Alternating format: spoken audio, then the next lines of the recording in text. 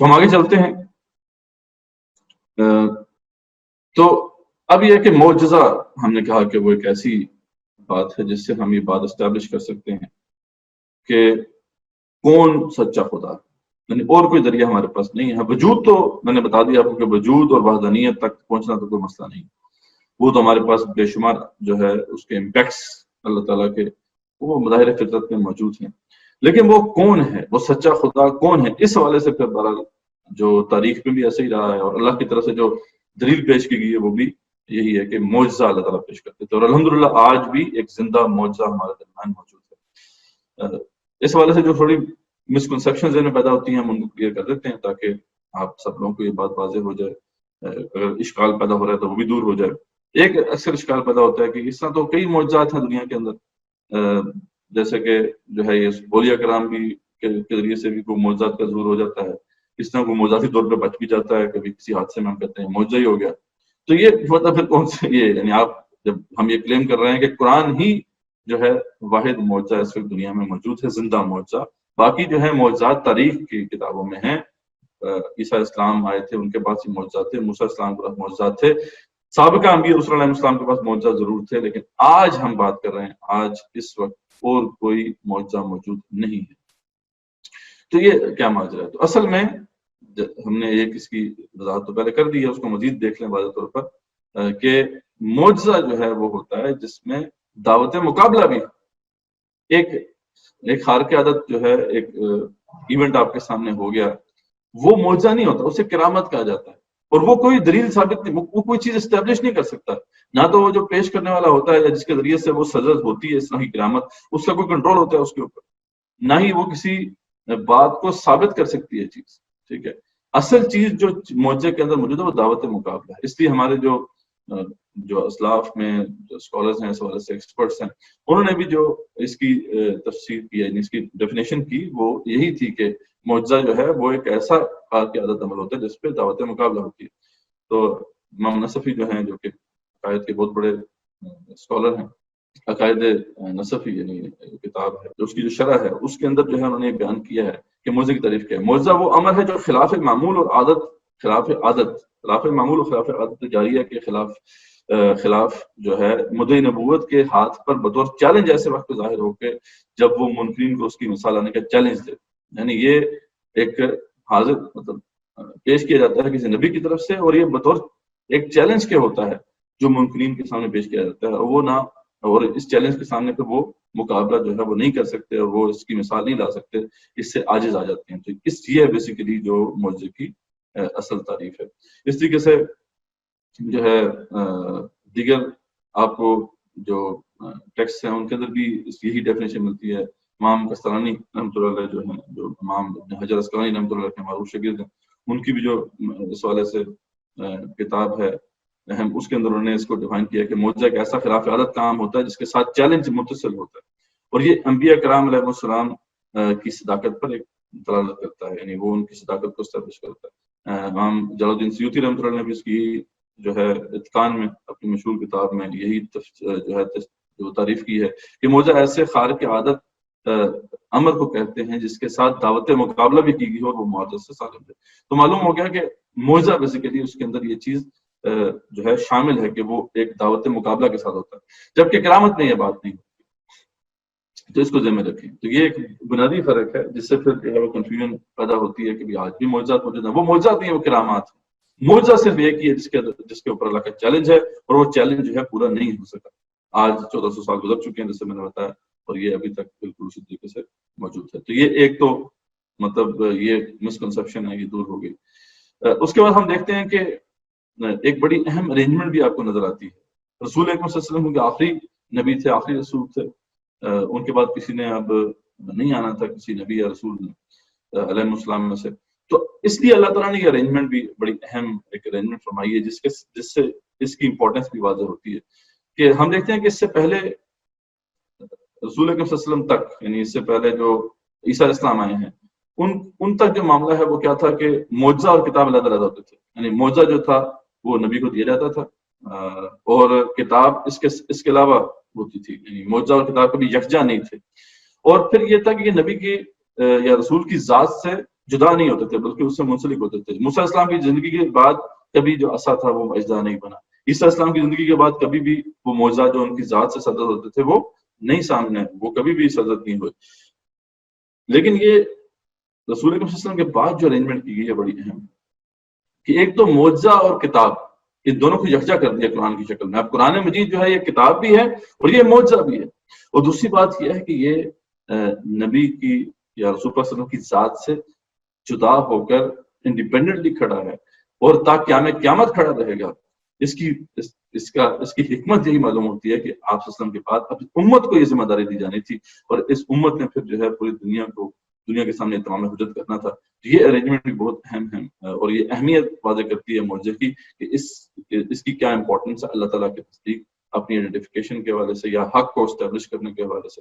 تو یہ بات بھی ایک بڑی امپورٹنٹ ہے جو سمجھنے کی ضرورت ہے جس کو. بہرحال ادراک معجزہ جو ہے اس کے دو طریقے ہیں جیسے میں نے آپ کو بتایا تھا. ایک تو ماہرین ہیں جو ایکسپرٹس ہیں, آپ بھی آج عربی فصاحت و بلاغت اور جو بھی اس کی ڈیٹیلز ہیں ان کو سمجھ لیں تو آپ براہ راست اس کا مشاہدہ کر سکتے ہیں. اس میں کوئی دو رائے نہیں ہے. کسی غیر مسلم نے بھی آج اگر اس فیلڈ میں اگر ایکسپرٹیز حاصل کی تو پھر اس کو بھی یہ بات مبہم طور پر واضح نظر آ گئی. ظاہری بات ہے کہ وہ لوگ عام لوگ جو ہیں جو کہ نہیں جانتے, اس فیلڈ کے ایکسپرٹ نہیں ہیں, تو وہ اس کو کیسے جان سکتے ہیں؟ وہ انڈائریکٹلی بالواسطہ جو ہے اس حقیقت کا ادراک حاصل کر سکتے ہیں. وہ کس طرح کہ وہ ایکسپرٹس کو دیکھیں گے کیا وہ مقابلہ کر سکے یا نہیں کر سکے. جیسے کہ موسیٰ اور فرعون اور جو جادوگروں کا معاملہ ہے کہ جادوگروں نے جب پیش کیا تو اس میں کئی لوگ جو تھے وہ جادو کے علم کو نہیں جانتے تھے, لیکن انہوں نے یہ تو دیکھ لیا کہ جادوگر جو اس کی فیلڈ کے ایکسپرٹس تھے وہ عاجز آ گئے اور انہوں نے سر تسلیم ہم کر دیا.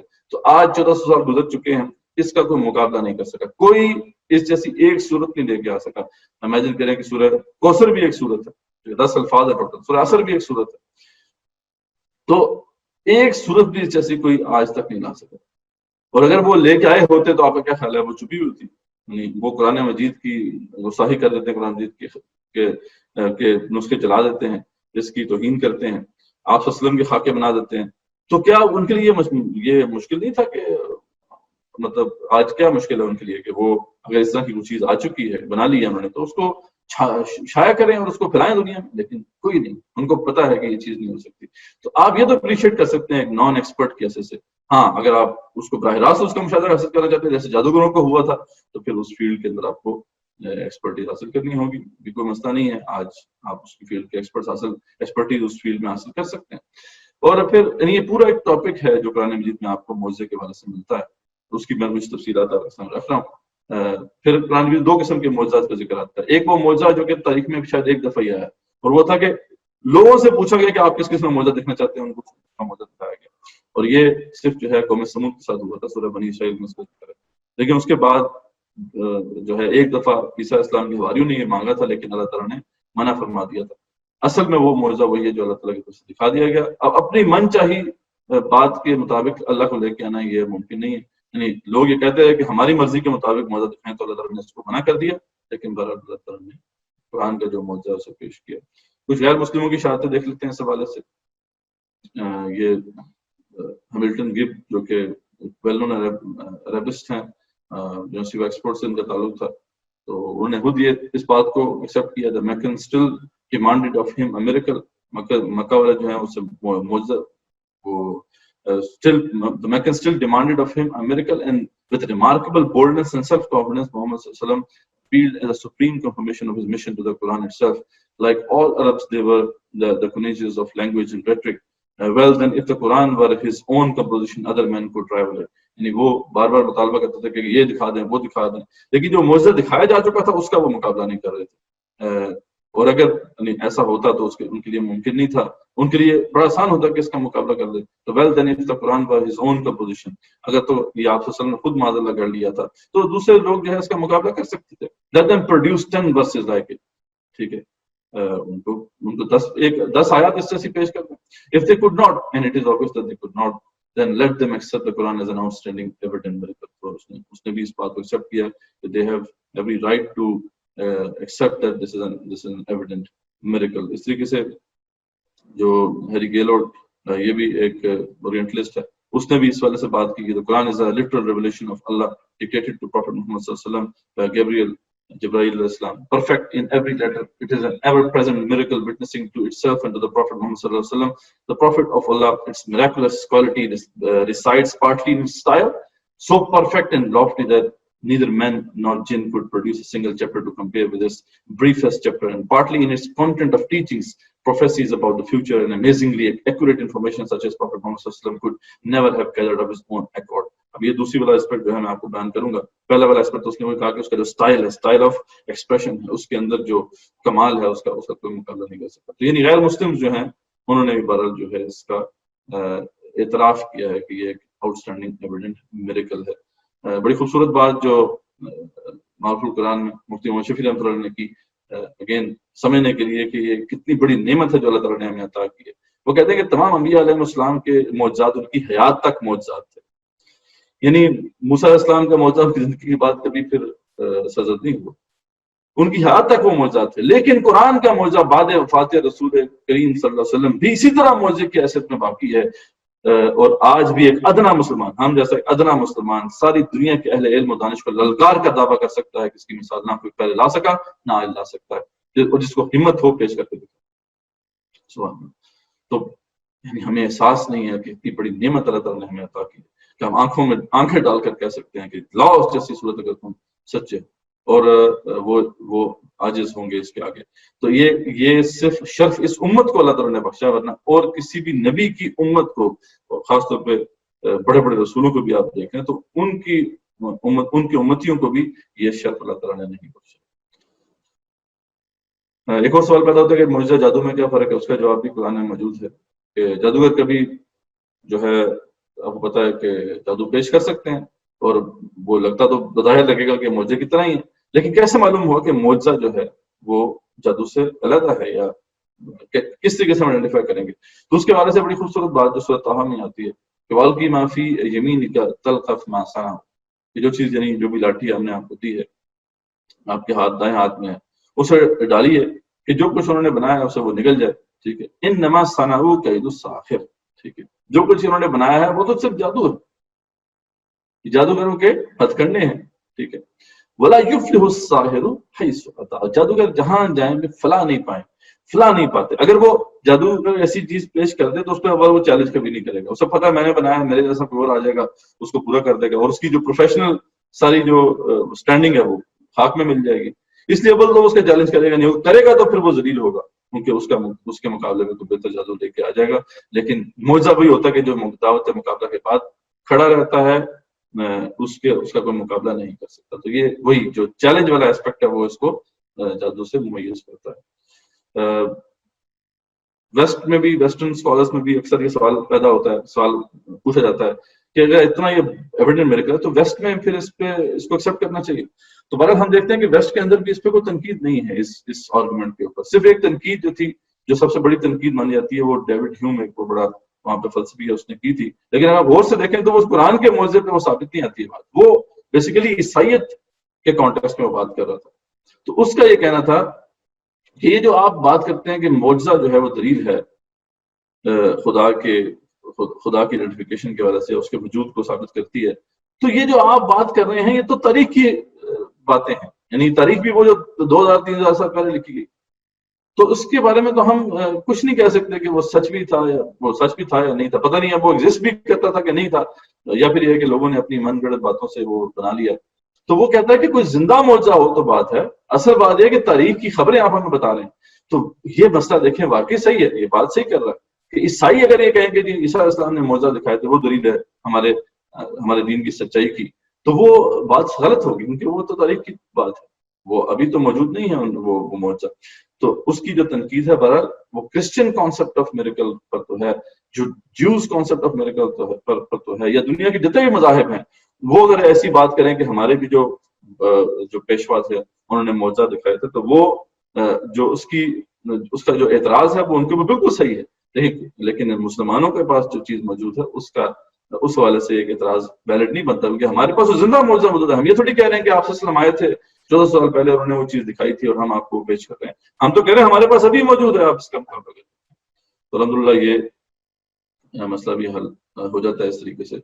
بہرحال دو طریقے ہیں جیسے میں نے بتایا کہ ماہرین کے لیے ہے اور ایک نان ایکسپرٹس کے لیے. ایکسپرٹس جو ہیں وہ کس طریقے سے اس کا ادراک کر لیں گے کہ ایک عمل اس دعوے کے ساتھ پیش کیا گیا, یعنی ماہر کے سامنے کیا بات اس وقت موجود ہے. ایکسپرٹ ہے جو عربک لنگوسٹ ایکسپرٹ ہے, اس کے سامنے ایک بہت بڑا فیکٹ موجود ہے. وہ کیا ہے کہ ایک کتاب موجود ہے, ڈیوائن بک موجود ہے, اس پہ وہ جو اس کا پیش کرنے والا ہے, اس کلام کو پیش کرنے والا, اس کا ایک دعویٰ موجود ہے کہ یہ جو کائنات کا رب ہے وہ بیسیکلی میں ہوں اور یہ کتاب میری ہے, ٹھیک ہے. اور اس پہ وہ چیلنج کرتا ہے, اگر تمہیں شک ہے تو اس جیسی ایک صورت لے آؤ. تو یہ تو ایک فیکٹ ہے جو اس کے سامنے موجود ہے. دوسرا فیکٹ کیا ہے کہ ماہرین اس کا ادراک حاصل کر سکتے ہیں, ان کو آئیڈیا ہو جائے کہ یہ انسان کے بس کی بات نہیں ہے. اب یہ کیسے انسان کے بس کی بات نہیں ہے, اس کے لیے ڈیفینیٹلی ابھی ہم اس کی ڈیٹیل میں نہیں جا سکتے, کیونکہ ہر بندے کو وہ ایکسپرٹیز حاصل نہیں ہے. نہیں عربی کچھ نہ کچھ اگر آتی ہو, کچھ نہ کچھ جو ہے, کچھ فصاحت و بلاغت کے حوالے سے کتابیں اگر آپ نے پڑھی ہوں تو آپ کو مطلب کسی حد تک آئیڈیا ہو جاتا ہے کہ یہ کیا معاملہ ہے. لیکن ڈیفینیٹلی صحیح معنوں میں اس کا ادراک حاصل کرنے کے لیے تو پھر فصاحت و بلاغت میں ایکسپرٹیز چاہیے. بہرحال وہ تو ذریعہ بات ہے کہ اس کورس سے بھی بیونڈ ہے, اور اس کے لیے جو ہے ایجاز القرآن کے ایکسپرٹ سے ہمیں رجوع کرنا پڑے گا. بہرحال اس سے آرام سے آپ ڈیڈیوس کر سکتے ہیں کہ بالکل جو دعویٰ کیا جا رہا ہے وہ سچا ہے, اور وہی سچا خدا ہے جو یہاں بات کر رہا ہے کہ میں نے یہ کائنات کو بنایا ہے اور میں ہی یہ چیلنج پیش کر رہا ہوں, اس سے کوئی مقابلہ نہیں کر سکتا. تو یہ بات اسٹیبلش ہو جاتی ہے کہ اس سے بڑا اور خدا نہیں ہے. جو نان ایکسپرٹس ہیں ان کے لیے پھر کیا معاملہ ہے کہ ایک عمل اس دعوے کے ساتھ پیش کیا گیا, یہ تو ہم دیکھ سکتے ہیں, قرآن مجید کی آیت موجود ہے کہ جو ہے اس کا پیش کرنے والا سچا خدا ہے اور اس پہ چیلنج بھی ہے. اور یہ تو ہر کو بندہ کر سکتا ہے نا, کہ کوئی اس کا مقابلہ نہیں کر سکتا. یہ تو آپ سرچ کر سکتے ہیں, انٹرنیٹ موجود ہے, بے شمار آپ کے پاس سورسز موجود ہیں, آپ دیکھیں جا کے سرچ کریں کیا کوئی ایسا بندہ ہے جو کہ اس کا مقابلہ کر سکا, تو ہمیں نظر آ جائے گا کہ کوئی بھی نہیں. تو یہ ایک فیکٹ اسٹیبلش ہمارے سامنے موجود ہے, اس سے ہم آرام سے جان سکتے ہیں کہ اللہ رب العزت ہی سچے خدا. تو یہ تھی جو کانسیپٹ نمبر 6, معجزے کے حوالے سے جو مختلف مسکنسپشنز ہیں یا اعتراض اٹھتے ہیں, اس کے میں نے آپ کو جوابات دیے ہیں.